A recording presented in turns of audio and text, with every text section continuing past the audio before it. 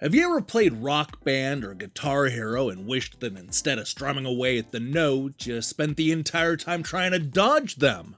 That's the premise of Everhood, a weird and unforgettable new adventure where a one-armed doll must leap out of the way of oncoming notes in order to survive the musical onslaught. Between the colorful characters, the crazy situations, and the occasionally baffling story beats, this game stands alone in a world full of cookie-cutter titles. But does that mean that it's good? Or am I just another casualty on the note highway? That's what we're about to find out when I review Everhood, Eternity Edition.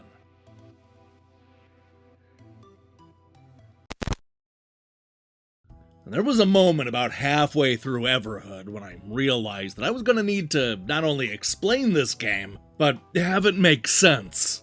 Well, here's what I came up with. This is the story of a broken red doll who comes back to life after a blue thief steals one of his severed arms. In order to get him back, our hero goes on a long and often bizarre road trip where he'll meet a full cast of crazy characters and deal with their lunacy, all while taking on powerful bad guys by dodging different kinds of attacks on a standard 5-lane note highway. As an action game, Everhood is basically the opposite of Guitar Hero. Instead of trying to hit the notes on the beat, the goal here is to avoid them. You do this by either jumping over the single attacks, or if there are too many in a row or a wall in the way, you move the doll left or right on the note highway. You'll move faster if you sidestep the attacks, but it may make more sense to just jump over them. The trick is to stay alive long enough to survive the entire song, which is often enough to defeat the bad guy, for some reason. As simple as this concept is, it actually took me a few plays to break free of the muscle memory built up from the thousands of hours of playing Rock Band. When I see a note coming at me, my instinct is to hit it on the beat. However, you can't rely on the beat in this game because it's all about avoiding the musical traffic. And when Everhood isn't trying to mess with your timing, it'll add a trippy visual effect that'll play with your eyes. Even though most of the fights play out in a pretty similar way, you'll never truly know what you're getting yourself into with each battle. A lot of that is because the adventure the Red Doll goes on is constantly changing around him. This is one of those games that starts out about one thing and then quickly spirals into a dozen directions, to the point where the characters start to lose track of why they even started the journey in the first place. It's a quest where you don't even bat an eye if a bunch of former villains invite you to play a tabletop adventure with them, sucking you into a game within a game scenario that has its own unique gameplay quirks. And then, just minutes later, you'll be tossed behind the wheel and forced to win a racing game. There's just a real sense that anything can happen in Everhood. Now, it's the writing that helps to keep a lot of the randomness in check. The witty and self-aware dialogue links all of the chaos together, often in a genuinely funny way. I loved the reoccurring characters and how they would come in and out of the plot at the best times. For a game that's primarily about dodging attacks on a note highway, the bits that you're going to truly remember are going to be the ones that are all connected to the writing. Unfortunately, the core gameplay isn't as good as the rest of the adventure. While it's certainly a novel idea of flipping the rhythm game genre on its head, I spent the first half of this game a bit underwhelmed by the action. You jump over notes and dodge from side to side, and, well, that's it. Even with the cool visual effects and the silly enemies, there just didn't feel like there was enough depth to the combat.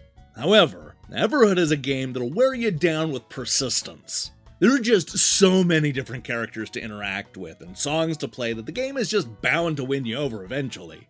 And then, when it feels like the game's starting to run out of gas, it once again completely flips the gameplay on its head by giving our hero a real attack. This changes everything, and you'll spend the entire second half of the game experiencing Everhood in a brand new and more enjoyable way. I loved that it was able to come in and shake up the stale action, but I just wish they would have done it sooner. There's an argument to be made that the battles don't truly become fun until about halfway through the adventure. The good news is that the music is on point throughout this entire game. There's a nice mix of different types of rock and electronic tunes, each fitting the tone and mood of the villains that you're going up against. The soundtrack is playful and full of the kind of infectious beats that you won't be able to get out of your head. It's also surprisingly varied, with a great mix of sounds and styles that is hard to pin down. The only problem I had with the soundtrack is that I wish that I was playing it in Rock Band instead of purposely trying to avoid the notes. But, that's just something you're gonna have to accept when you're playing Everhood.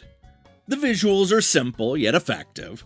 There are times when the world that you're exploring kind of looks like it was drawn in the very last second, but that's something that I found charming. A lot of the overworld is just a path in the middle of darkness, making it feel like you're stuck in some sort of never-ending nightmare. And then, out of nowhere, the game completely changes the style and color palette, reminding you yet again that you should always expect the unexpected. And that's a good way to think about Everhood. No matter if it's the visuals or the combat or the story itself, this game isn't afraid to make sweeping changes that keep things interesting. The good-sized adventure is constantly throwing new ideas and scenarios at you, and if you think you know where it's headed, I guarantee that you don't. And just when the experience begins to run out of steam, the developers found a really clever way to shake things up and keep you engaged for hours to come. That's a tough balancing act to pull off, and I'd say that Everhood mostly gets it right.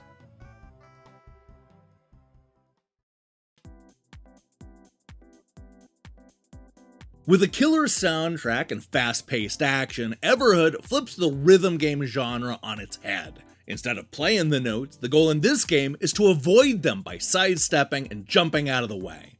Couple this with a hilarious story that is constantly headed in unexpected directions, and you have a gaming experience unlike anything else released this year.